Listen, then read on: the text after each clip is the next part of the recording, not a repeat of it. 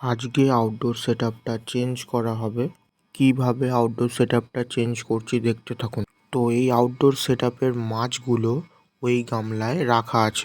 তো চলুন আজকে সেটআপটা চেঞ্জ করি। তো এখান থেকে পুরোপুরি জল সাইফুন করে বের করে দেব আমি। তো দেখতেই পাচ্ছেন এখানে জল পুরোপুরি বেরিয়ে গেছে। এরপরে আমি এখানে গার্ডেন সয়েল দিয়েছি। আপনারা চাইলে এখানে যে কোনো রকমের কম্পোস্ট দিতে পারেন। তো এখন শুরু হবে মেন কাজ।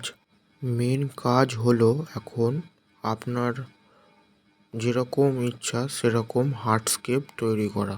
আপনারা চাইলে ড্রিপ উড না দিয়ে নর্মাল রিভার রক দিয়েও হার্ডস্কেপ তৈরি করতে পারেন। তো আমাদের হার্ডস্কেপ তৈরি করা কমপ্লিট হয়ে গেছে। এখন আমরা রিভার স্যান্ড ঢেলে দেব। বালি ঢালতে ঢালতে আমরা চলে যাই পরের স্টেপে। তো এইটা হচ্ছে সেটআপের ফাইনাল লুক। এখন জল ভরে কিছুদিন সাইকেলিং করার জন্য রেখে দেবো।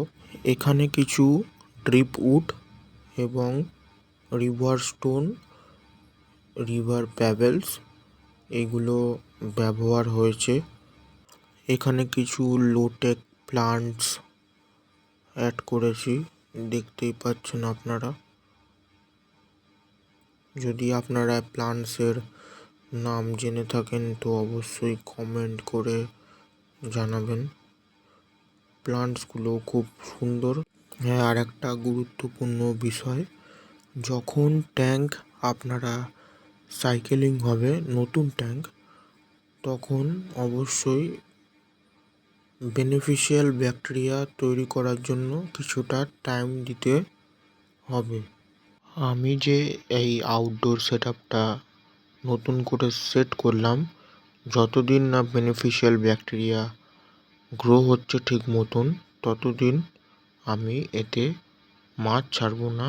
এবং এটাই উচিত, যতদিন বেনিফিশিয়াল ব্যাকটেরিয়া এবং সাইকেলিং ট্যাঙ্ক না হচ্ছে ততদিন ট্যাঙ্কে মাছ ছাড়া যাবে না। তো এরকম ভিডিও দেখতে গেলে অবশ্যই চ্যানেলটিকে সাবস্ক্রাইব করবেন, শেয়ার করবেন এবং লাইক করবেন, যাতে এরকম ভিডিও আরও আমি ছাড়তে পারি। Thank you. তো এই সেটআপটা নিয়ে আরেকটা ভিডিও আসবে আমার চ্যানেলে, মাছ যখন ছাড়বো তখন।